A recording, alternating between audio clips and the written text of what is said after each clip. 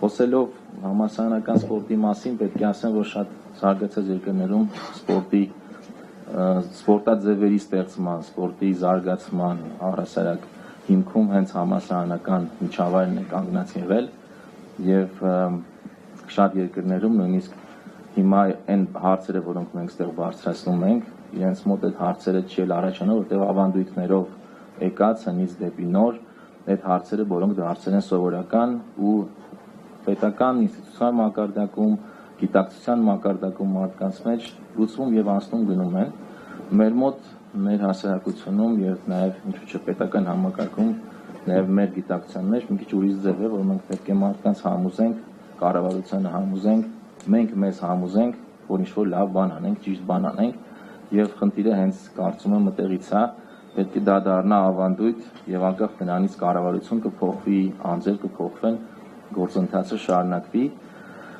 եւ խոսեցինք այստեղ սկսած նախադպրոցական մակարդակից կրթության մինչեւ բուհական, հա, նաեւ դրանից հետո հետ բուհական, շարունակական կրթություն եւ նաեւ խոսեցինք ՊԱՊ համալիրի մասին, անկեղծ պետք է լինեմ, ուրիշ ձև էի կազմել իմ խոսքը Ղազարյանի ասելուց հետո, բայց ուզում եմ շատ արագ անդրադարձ անեմ, որից հետո կշարունակեմ նաեւ բուն համալսարանական սպորտի վերաբերյալ հարցերը։ Հայաստանում սպորտը եւ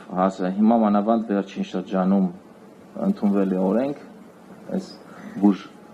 ապահովության, հա, այսինքն այն մեծ մասը, թոշակային տարիքի բոլորը մարդիկ արդեն մտել են ապահովության, հա, այդ համակարգի մեջ 65+, եւ մնացած ովքեր 200,000 եւ ավելի գումար են աշխատում,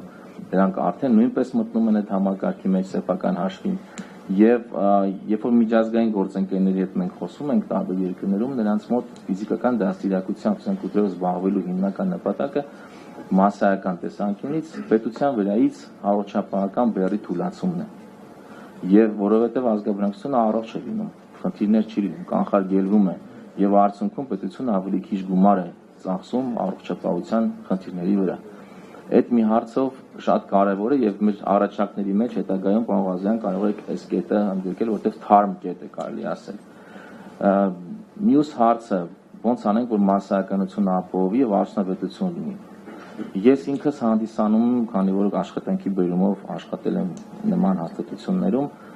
թե նախադպրոցական, թե հանրակրթական, թե բուհական տարբեր ֆիզիկական դաստիարակության կրթական ծրագրերի եւ չափորոշիչների հեղինակ եւ համահեղինակ։ Եվ այն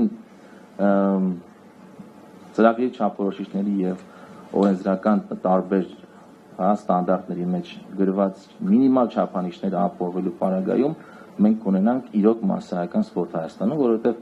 դա արդեն զետեղված է մեր կրթական հաստատությունների գործունեության ծրագրերում։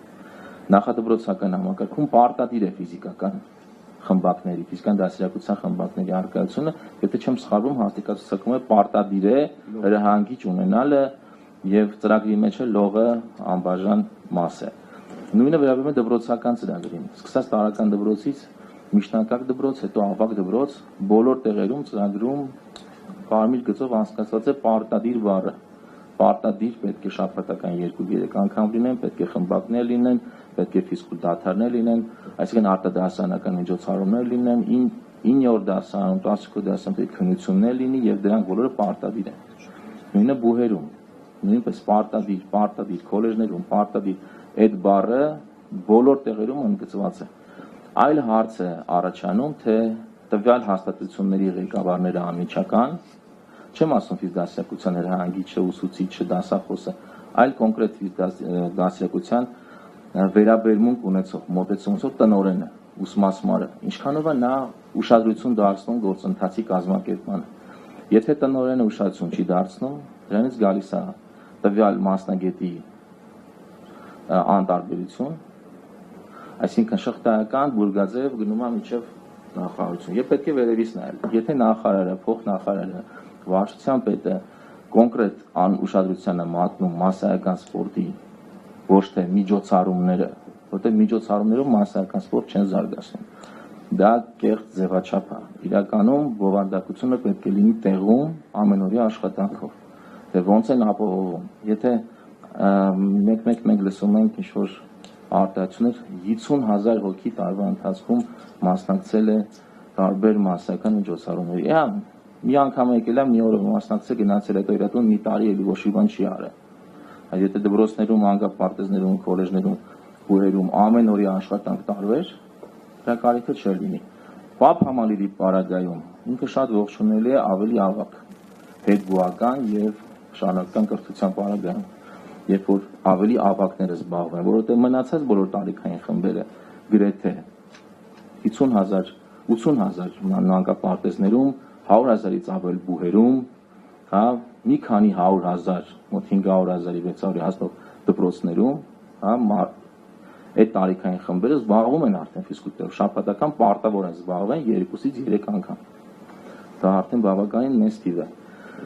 Եվ եթե այս ուղղությամբ մենք առաջարկներ ներկայացնենք, որ պետք է խստացվի տնօրենների քննությունների ժամանակ, մանկապարտեզների եւ արկանիշավորման ժամանակ, պայմանագիրը երկարացնելու եւ կնքելու ժամանակ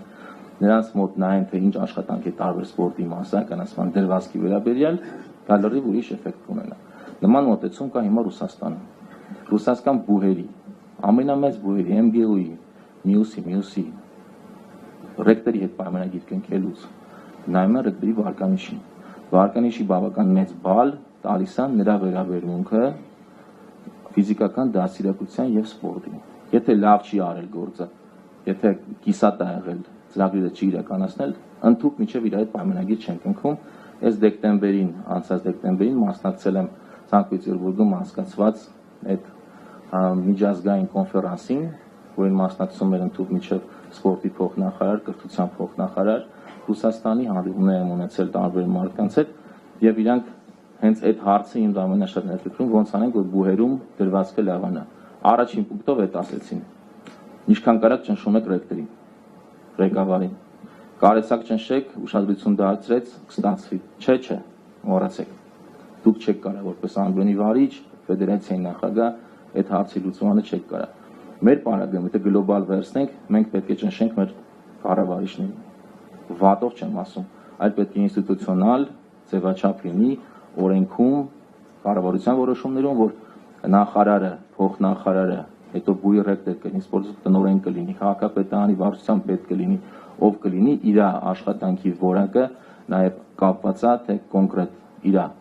հաստատություն, իր ոլորտում ինքը ոնց է աշխատել։ Ու կոնկրետ ցուցանիշներով։